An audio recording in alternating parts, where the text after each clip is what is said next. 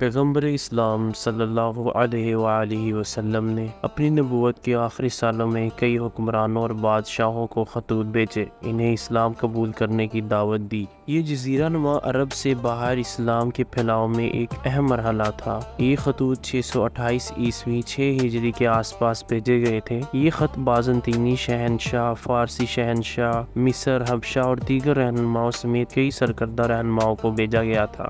پہلا خط بازنطین کے شہنشاہ ہرقلس کی طرف بھیجا گیا۔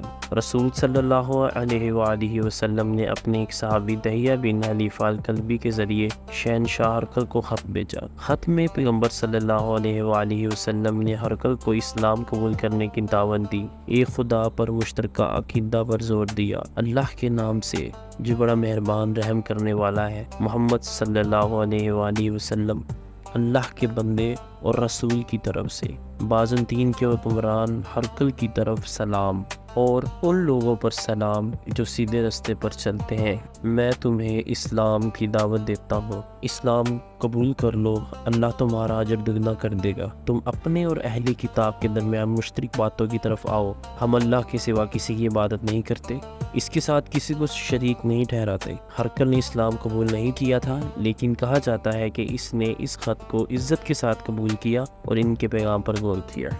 دوسرا خط فارس کے شہنشاہ کسرا کو بھیجا گیا۔ فارس کے شہنشاہ کسرا کو خط عبداللہ بن حذافہ نے پہنچایا۔ خط میں کسرا کو اسلام قبول کرنے کی تاکید کی۔ اللہ کے نام سے جو بڑا مہربان نہایت رحم والا ہے، تم اسلام کے پیغام کو قبول کرو گے تو تم محفوظ رہو گے، لیکن اگر تم نے انکار کیا تو تم اپنی رعایا کا گناہ برداشت کرو گے۔ وہ اس خط سے مشتعل ہوا اور مبینہ طور پر اسے پھاڑ دیا۔ جب حضرت محمد صلی اللہ علیہ وآلہ وسلم کو خبر ہوئی تو آپ نے سلطنت فارس کے زوال کی پیشن گوئی فرمائی، جو چند سالوں میں پوری ہو گئی، اور اس کے اپنے ہی بیٹے نے اس کو قتل کر دیا۔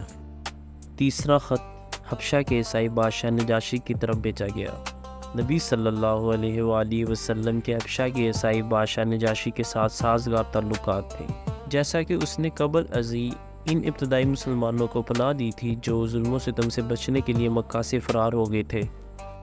نجاشی کے نام خط شروع اللہ کے نام سے جو بڑا مہربان نہایت رحم کرنے والا ہے، محمد رسول اللہ صلی اللہ علیہ وآلہ وسلم کی طرف سے حبشہ کی طرف نجاشی تک سلام ہو، اور آپ پر میں آپ کے لیے اللہ کا شکر ادا کرتا ہوں جس کا کوئی شریک نہیں، اور میں گواہی دیتا ہوں کہ عیسیٰ ابن مریم اللہ کے بندے ہیں۔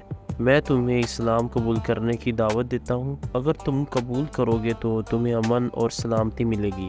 بتایا جاتا ہے کہ نجاشی نے نجی طور پر اسلام قبول کیا تھا۔ چوتھا خط جو مصر کے حکمران کی طرف بھیجا گیا۔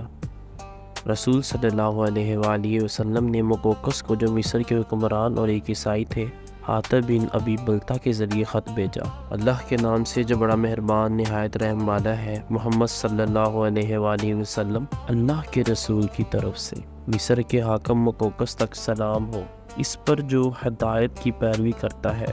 میں تمہیں اسلام کی دعوت دیتا ہوں، اگر تم قبول کر لو تو محفوظ رہو گے، اگر تم انکار کرو گے تو مصر کے تمام لوگوں کے گناہوں کا بوجھ اٹھاؤ گے۔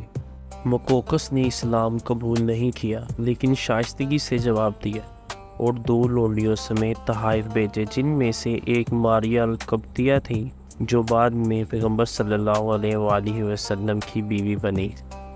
پانچواں خط حارث ابن ابی شیمر کو بھیجا گیا۔ یہ خط عیسائی بادشاہ حارث ابن ابی شیمر کو بھیجا گیا تھا جو بازنطینی سلطنت کی ایک جاگیردار ریاست پر حکومت کرتا تھا۔ یہ پیغام دوسرے بادشاہوں کی طرح تھا، بادشاہ کو اسلام کی دعوت دی گئی تھی۔ اس خط کی پذیرائی نہ ہوئی اور حارث نے اسلام قبول کرنے کے بجائے مسلمانوں سے دشمنی اختیار کی۔ یہ خطوط ابتدائی اسلامی ریاست کی بین الاقوامی رسائی کو ظاہر کرتے ہیں۔ وہ اسلام کے آفاقی پیغام اور تمام انسانیت کے لیے پیغمبر صلی اللہ علیہ وآلہ وسلم کی فکر کی عکاسی کرتے ہیں۔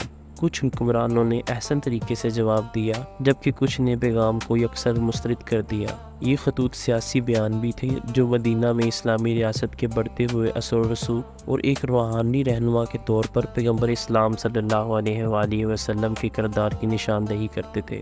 ان خطوط کا احترام امیز لہجہ ان کے براہ راست پیغام کے ساتھ ساتھ پیغمبر اسلام صلی اللہ علیہ وآلہ وسلم کی سیاسی مہارت اور اسلام کے پیغام کو عرب سے باہر پرامن طریقے سے پھیلانے کے لیے ان کی ویژن کو ظاہر کرتا ہے۔